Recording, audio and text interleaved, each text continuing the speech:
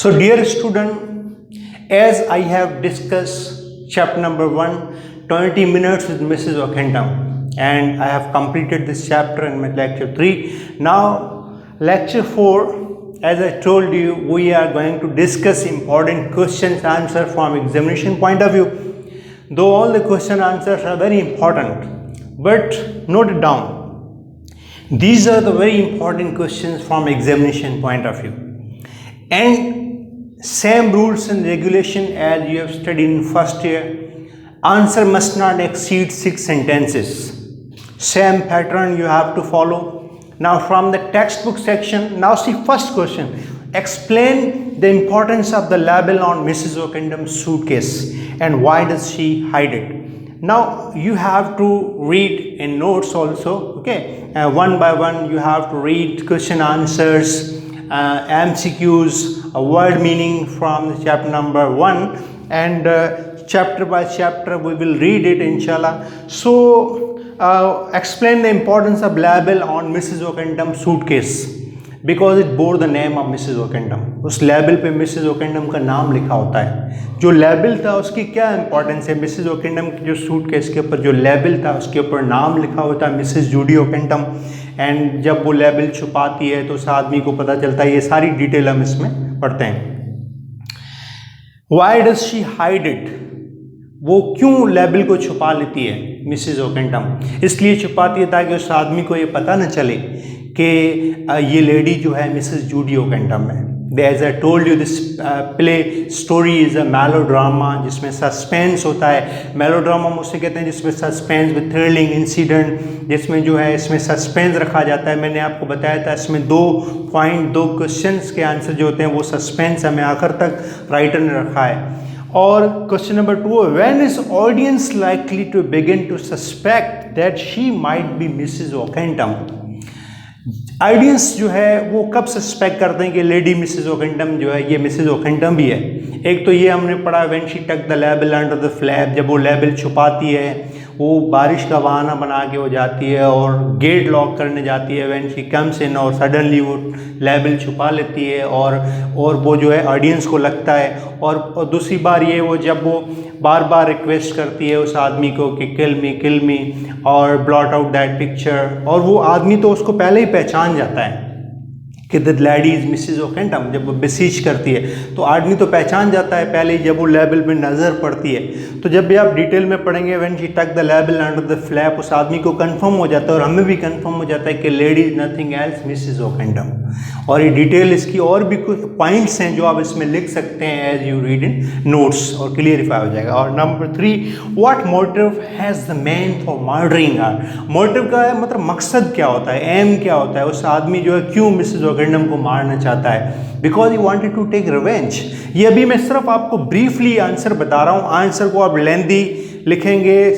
Answer must not exceed 6 sentences. इसके notes में as it is answer हमने बड़े क्लियरली मेंशन किए हुए हैं और उसमें आप कंफर्म सही तरीके से याद कर सकते हैं. एज जैसे आपको पहले क्वेश्चन का मतलब मैं समझा दूँ. इस लेक्चर का मकसद ये है क्वेश्चन को आप टू द पॉइंट समझें. इसमें पूछा क्या जा रहा है. They will use some sort of difficult word in a question, तो आप उसको कंफ्यूज हो जाते हैं कि इसमें क्या पूछा जा रहा है. इसमें पूछा जा रहा है व्हाट मोटिव का मतलब होता है मकसद, एम क्या था उस आदमी का मिसेज ओकेंडम को मर्डर करने का. मैंने आपको बताया क्योंकि वो रिवेंज लेना चाहता था. She killed the wife and daughter of he, और इसलिए वो जो है रिवेंज लेना चाहता था. Now why in your opinion does the author made a Potter humorous character. Writer जो है फ्रैंक आर्थर वो पॉटर को मज़ाहिया कैरेक्टर क्यों बनाता है. Because in order to tension kind of situation में जो है रिलीफ देने के लिए. जैसे मैंने आपको एग्जाम्पल दिया था, जब हम कोई मूवी देख रहे होते हैं तो ऐसा कोई सीन होता है जब मर्डर होने वाला होता है तो बीच में एडवर्टाइजमेंट आ जाती है. ये जो है कॉमिक एटमॉस्फेयर बनाने के लिए, टेंशन वाली सिचुएशन में जब टेंशन बिल्टअप हो जाता है तो उसको रिलैक्स करने के लिए राइटर ने पॉटर के कैरेक्टर को इंट्रोड्यूस करवाया. और वो उनके लिए वार्मनेस के लिए फायर वगैरह जलाता है, वो सारी चीज़ें करता है. और वो एक बार आता है कहता है कि ट्रेन थोड़ी और लेट है 9:05 तक, एंड वो कहता है this shop is fit for a shaggy dog. ये सारे पॉटर्स के जो है इसमें डायलॉग्स हैं. You will read it in a detail from the notes. And number 5, why he was going to Stanthorpe in order to see the Mrs. Oquentum, because he wanted to take revenge from the lady, और उसे बदला लेना चाहता था। उनको पता था कि she is going to Stanthorpe, वो Stanthorpe की रहने वाली, it's a native town of Mrs. Oquentum। तो वो आदमी भी इसके पीछे जो उसका रिवेंज लेने के लिए, उसकी इंफॉर्मेशन लेने के लिए Stanthorpe जा रहा था। What is the main idea of the melodrama? इस लेक्चर का मकसद सिर्फ ये है आपको क्वेश्चन की मीनिंग समझाना। Answer you can read from the notes in detail, and if you have any question you can ask from me. Main जो पॉइंट है वो ये है, जैसे इसमें पूछा गया मेन आइडिया क्या है, they will ask you what is the moral idea, they will ask you what is the theme of the melodrama. Different way of asking might be change. Main idea क्या है, theme क्या है, moral idea क्या है, they will ask you in a different way. So as I told you, when the court unable to provide justice, then the people took the law into their own hand. जब कानून लोगों को इंसाफ नहीं दे पाता, लोग अपने हाथों में कानून लेते हैं और खुद ही इंसाफ लेते हैं। तो जैसे ही ने जो है उसको लगा कि 18 महीनों की सज़ा काफ़ी नहीं है इस लेडी के लिए, मिसेस ओकेंटम के लिए, उसने 2 मर्डर किए हैं, तो उसके बाद जो है मिसेस ओकेंटम को जो है 18 महीनों की जो सज़ा हुई और वो बच गई because of the wealth and influence. तो वो आदमी, जब वो लेडी कोर्ट में कहती है आई सॉ देम आफ्टरवर्ड, तो जज जो है उन्हें जो है 18 महीनों की ओनली सज़ा देता है। तो वो आदमी इससे सेटिस्फाइड नहीं होता, फिर एंड में उसका मर्डर करता है। Now what is the significance of the incident of Korean girl? As I told you the incident of he importance of casual meetings in his life, as he said that 1-2.5 minute casual meeting has changed my life.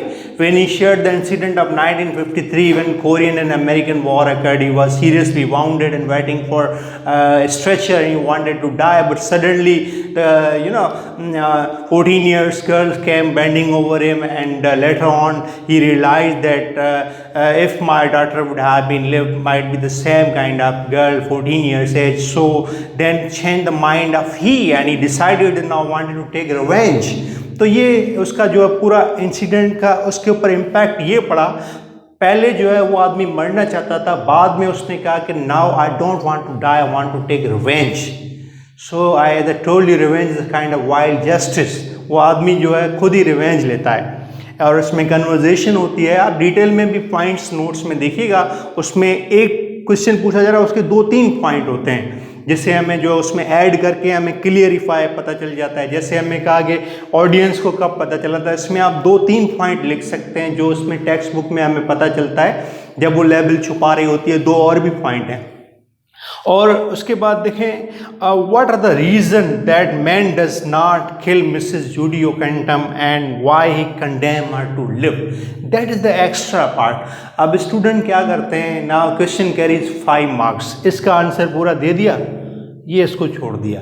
Actually this part can also 2.5 marks, 2.5 you have to adjust, you have to manage both question in one. So because exam में ऐसे दे सकते हैं, कोई भी जो है condemn word use किया, कोई और वर्ड लगा सकते हैं, दोनों पार्ट की जगह एक पार्ट दे सकते हैं, खाली ये क्वेश्चन भी दे सकते हैं why condemn her to live. आपको फिर थोड़ा और एग्जैजरेट करना होगा, स्क्रैमिंग इज नॉट अलाउड, आपको समझ के उसको लिखना होगा। नाउ रीज़न क्या था, why the man does not kill Mrs Judy Ockendon when she beseeched, when she said that I wanted to die. I have one picture in my mind which is always revolve in my mind, that I killed the wife and daughter of the he. So she said that I don't want to live, wanted to die, and he said that if I kill you that will be a mercy, if I let you live that will be a revenge. So he just said that it is your punishment to live, and he condemns her to live. Actually यही इसका जो main point था। तो ये जो मैंने आपको थोड़ा ब्रीफली बताया, how to answer question, follow the rules, answer must not exceed 6 sentences, use good vocab, read out the text. Text पढ़ने के बाद आपको 3 चीज़ें करनी है, question answers and word meaning and MCQs practice. ये आपको 3 चीज़ें करनी है। और if you have any questions from the first chapter you can ask me. ये फर्स्ट टाइम आपको इस तरह से आप जो है वीडियो लेक्चर सुन रहे होंगे, so try to listen video lecture 1 by 1 in a sequence, but book आपके पास होनी चाहिए, टेक्स्ट बुक, आप उसको सामने रखिएगा ताकि आपको और ज़्यादा क्लियरिफाई हो सके. So now we will discuss second lecture, reflection on the reawakening east, इंशाल्लाह, in my coming class, coming lecture. So thank you for listening.